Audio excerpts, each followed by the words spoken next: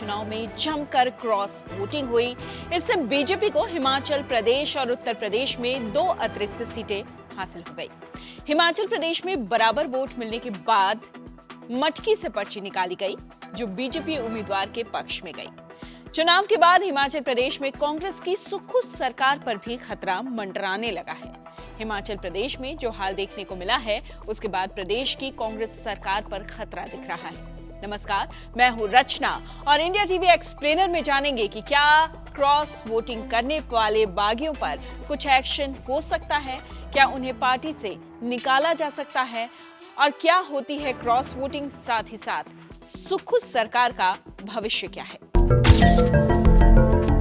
सबसे पहले जान लेते हैं कि आखिरकार क्रॉस वोटिंग क्या होती है।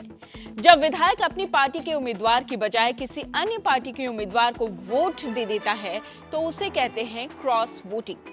27 फरवरी को हुए राज्यसभा चुनाव में उत्तर प्रदेश, कर्नाटक और हिमाचल प्रदेश के विधायकों ने जमकर क्रॉस वोटिंग की, जिसका फायदा जाहिर सी बात है, समझ गए होंगे आप, बीजेपी को हुआ।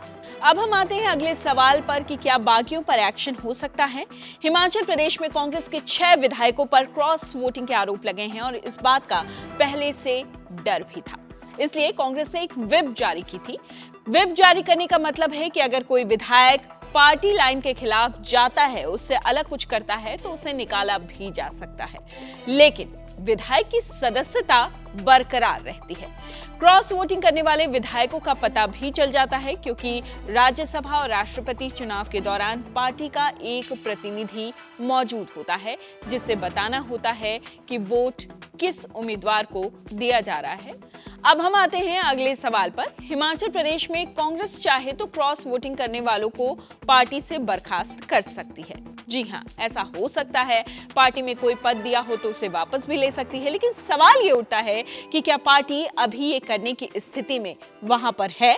अब सवाल उठता है कि हिमाचल प्रदेश में कांग्रेस क्या करेगी, उसके पास रास्ते क्या है। पार्टी क्रॉस वोटिंग करने वालों को बाहर का रास्ता दिखाएगी, ऐसा फिलहाल तो नहीं लगता। दरअसल हिमाचल प्रदेश में बीजेपी और कांग्रेस दोनों ही उम्मीदवारों को 34-34 वोट मिले थे। इस हिसाब से विधानसभा में अब दोनों ही पार्टियां बराबर की स्थिति में आ गई हैं। कल तक बीजेपी के पास 25 विधायक ही थे, लेकिन जो नतीजे सामने आए वो बताते हैं कि उसके पास अब विधानसभा में 34 विधायकों का समर्थन हासिल है। 68 सीटों वाली विधानसभा में बहुमत का जो आंकड़ा है वही है तकरीबन 35। क्रॉस वोटिंग करने वाले विधायक अभी भी कांग्रेस में ही मौजूद हैं और एक तरीके से विधानसभा में कांग्रेस अब भी मजबूत स्थिति में है, बहुमत में है। लेकिन अंदेशा जरूर है कि पार्टी इन बागी विधायकों पर कोई एक्शन लेती है तो बात बिगड़ सकती है। जानकार ये मानते हैं कि अगर बागियों पर एक्शन लिया जाता है तो कांग्रेस सरकार पर खतरा पैदा हो सकता है, सुक्खू सरकार पर खतरा मंडरा सकता है। बागियों पर एक्शन के बाद और दूसरे विधायक भी पार्टी का साथ छोड़ सकते हैं। अगर बागियों पर कांग्रेस किसी तरह का एक्शन लेती है तो ऐसे में कांग्रेस बहुमत खो देगी विधानसभा में और उसकी सरकार गिर सकती है। तो 2024 में राज्यसभा की कुल 56 सीटें खाली हुई थी। इसमें 41 प्रत्याशी निर्विरोध चुन लिए गए थे। उत्तर प्रदेश, कर्नाटक और हिमाचल प्रदेश की 15 सीटों पर वोटिंग हुई थी, जिसमें क्रॉस वोटिंग का खेल खूब जमकर चला।